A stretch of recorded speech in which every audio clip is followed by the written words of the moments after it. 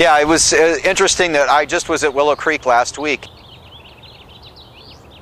We had the opportunity to have a question and answer time with Bill Hybels, and he said, you know what? When I come to work every morning, I'm completely overwhelmed.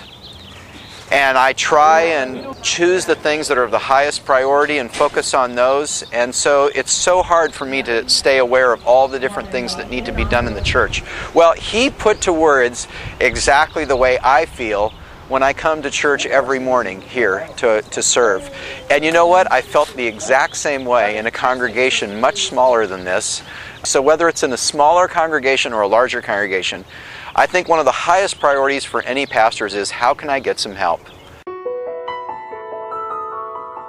So this leadership class really gave me the opportunity to make a concerted effort and a commitment to grow spiritually and to find my niche within the church of how I might be able to put that leadership into action.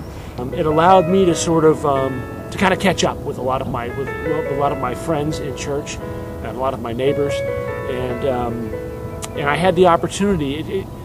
It catch up in the sense that it gave me confidence to get involved.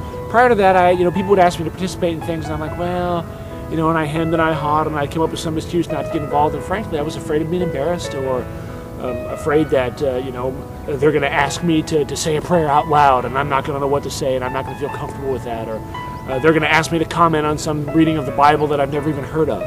And so what this course did is, as I mentioned, it just gave me confidence.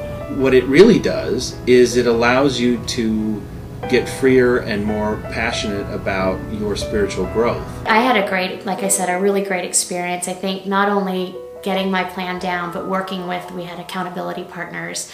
So the lessons that we went through, the Symmetry class, really helped me focus what I wanted to get out of the class.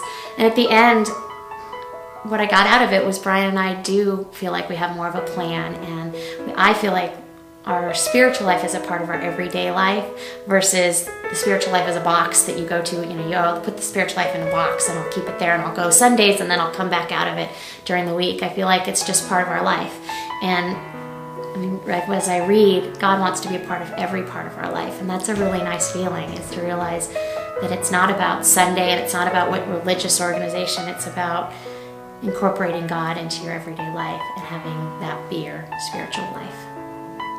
You can't really describe it to somebody until they sort of, go through it. I don't have to have a title or a business card to be a leader within the church. I just have to have a willing heart to follow where God wants to place me.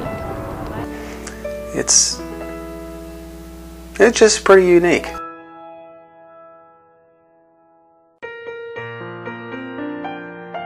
What it means is it exponentially expands the possibilities of what can happen here.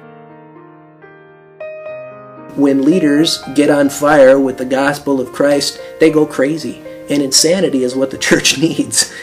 It's people who actually believe they can go out there and proclaim the gospel of Jesus Christ and that something will happen. The work we're about here at Trinity is too important to do it in isolation from one another. I've been looking for a model to use. I've been looking for a strategy to employ.